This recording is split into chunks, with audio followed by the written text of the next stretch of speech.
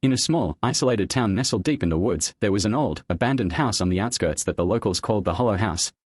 No one really knew the full history of the house, but everyone had heard the whispers.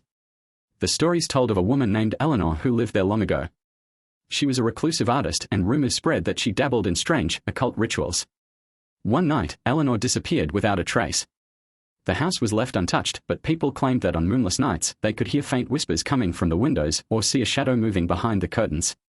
One evening, a curious group of teenagers, eager to prove their courage, decided to venture into the Hollow House.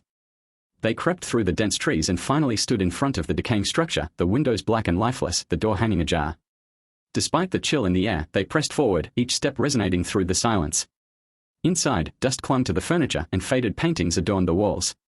One in particular caught their eye, a portrait of Eleanor herself, her eyes impossibly lifelike, almost as if they followed their every move. They explored room after room, growing bolder with each passing minute, until they reached the basement door. It was sealed shut with old, rusted chains, but something about it felt different, wrong. One of the teenagers, Danny, dared to tug at the chains, and to their surprise, they gave way. The door creaked open. The stairs led down into a cavernous, dimly lit space, filled with old, brittle canvases stacked haphazardly against the walls. In the corner, they noticed a large, blackened easel, a canvas draped over it. Danny, always the brave one, walked up to the easel and pulled the cloth off. The painting was a depiction of the house, only it was different. The walls were adorned with grotesque symbols, and in the window, Eleanor's face was twisted in a scream of agony. But the most horrifying part was what was written at the bottom of the canvas: "They will come for you." Suddenly, the temperature dropped. The air grew thick, and a low, guttural whisper echoed through the basement, a sound that made their blood run cold. "Eleanor is awaiting." The lights flickered, and the shadows in the corners of the room seemed to writhe. Panic set in. They tried to run, but the door slammed shut, trapping them in darkness. In the suffocating silence, the whispers grew louder.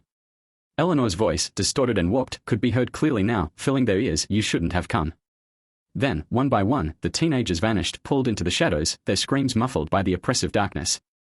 The next morning, the Hollow House stood silent once more. And from the front window, the eyes of Eleanor's portrait seemed to glow, watching those who dared to come too close. No one has ventured near the Hollow House since. The whispers continue on moonless nights, growing louder as if waiting for the next group of souls brave or foolish enough to seek its secrets.